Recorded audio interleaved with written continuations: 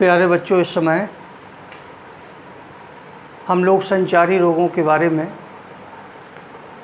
पढ़ रहे हैं और पूरे माह संचारी रोगों के बारे में विभिन्न माध्यम से, चूँकि इस समय वैश्विक महामारी कोरोना फैली हुई है, इसलिए छात्र एवं छात्राओं को विद्यालय आने की अनुमति नहीं है और घर में ही ऑनलाइन पढ़ना है।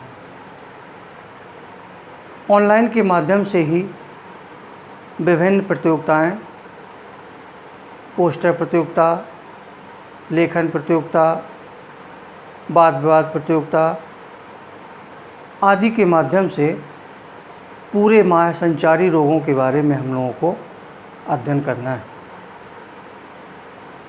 कल हम लोगों ने पढ़ा मलेरिया, डेंगू,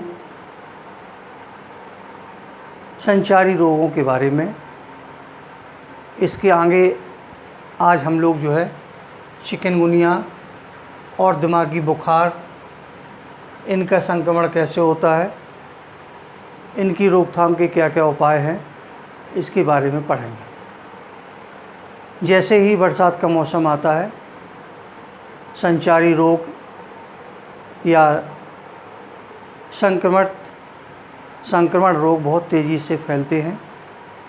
फैलने का कारण वायुमंडल में नमी या आर्द्रता हो जाती है और इसी आर्द्रता से जीवाणु, विषाणु, कवक, प्रोटोजोआ, हेलमिंथेज, फंगस आदि के लिए सूटेबल एटमॉस्फेयर उत्पन्न हो जाता है और इस सूटेबल एटमॉस्फेयर में वो बहुत तेज़ी से ग्रो करते हैं। तो पहले हम लोग देखें चिकनगुनिया। चिकनगुनिया रोग जो है एक विषाणु से होता है जिसको कहते हैं चिक वायरस। ये विषाणु अल्फा वायरस के नाम से भी जाना जाता है और इस बुखार को हड्डी तोड़ बुखार कहते हैं, क्योंकि इसका वायरस हड्डियों में जाके या जॉइंटों में जाकर या जोड़ों में जाकर अटैक करता है और व्यक्ति संक्रमित हो जाता है। संक्रमित होने के पश्चात महीनों उस व्यक्ति को ठीक होने में लग जाता है और ठीक होने के बावजूद भी उसके जॉइंट या जोड़ों में दर्द बना रहता है। इसका जो संक्रमित है या इसका जो संक्रमण है वो इजिप्टी मच्छर के द्वारा होता है। इजिप्टी मच्छर एक व्यक्ति से दूसरे व्यक्ति में इस विषाणु को फैलाता है और फैलाने के पश्चात 7-8 दिन बाद इसके लक्षण उभर कर आ जाते हैं। लक्षणों में अचानक तेज़ बुखार जो कि 39 डिग्री सेंटीग्रेड तक हो जाता है,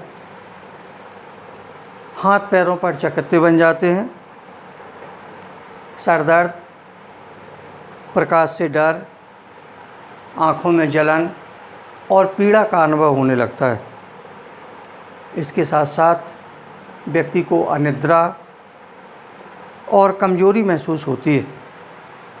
शरीर के विभिन्न भागों में, मुख्य रूप से जॉइंटों पर या जोड़ों पर लंबे समय तक जो इसका दर्द बना रहता है और इसके उपचार के लिए या रोकथाम के लिए मुख्य रूप से हमें मच्छरों के काटने से बचना है, क्योंकि मच्छर ही इस रोग के विषाणु को एक व्यक्ति से दूसरे व्यक्ति तक फैलाता है। इसके बाद बुखार को कम करने के लिए नेप्रोक्सिन और पैरासीटामोल टैबलेट दी जाती है। इसके लिए एस्प्रिन जो है टोटली बंद कर दी जाती है, क्योंकि एस्प्रिन रुधिर स्राव को तेज़ी से तेज़ कर देती है या रुधिर को पतला कर देती है। इस प्रकार से ये जो है चिकनगुनिया के बारे में हम लोगों ने देखा। इसके बाद अगली संक्रामक बीमारी है दिमागी बुखार। जैसे ही बरसात का मौसम शुरू होता है, दिमागी बुखार या मस्तिष्क ज्वर या इंसेफेलाइटिस या मेनिंजाइटिस, कई नाम से इसे जाना जाता है। मस्तिष्क ज्वर मुख्य रूप से छोटे बच्चों को और ओल्ड एज या वृद्ध व्यक्तियों को अधिक होता है। दिमागी बुखार में जीवाणु और विषाणु के द्वारा संक्रमण होता है। संक्रमण होने के पश्चात उस व्यक्ति के शरीर में धीरे धीरे बुखार आते आते लंबे समय तक बुखार आने के बाद वो व्यक्ति के मस्तिष्क, नर्वस सिस्टम या तंत्रिका तंत्र में बस जाता है और बुखार बसने के बाद उस व्यक्ति को नींद न आना, घबराहट, बेचैनी और एक अजीब सी फीलिंग, कोई भी चीज़ अच्छी ना लगना, बुरी खराब लगना, इस प्रकार के लक्षण उभर कर आ जाते हैं। मेमोरी लॉस हो जाती है, उसकी याददाश्त चली जाती है और इसके उपचार के लिए व्यक्ति को अंधेरे कमरे में शांत वातावरण में रखना चाहिए। जीवाणु विषाणु के संक्रमण से बचना है। इसके साथ साथ शरीर का टेम्परेचर कम करने के लिए बर्फ़ की पट्टी बार बार जो है सर पे रखना है, उसको बदलना है। दर्द निवारक टैबलेट, पैरासीटामॉल आदि औषधियाँ दी जाती हैं।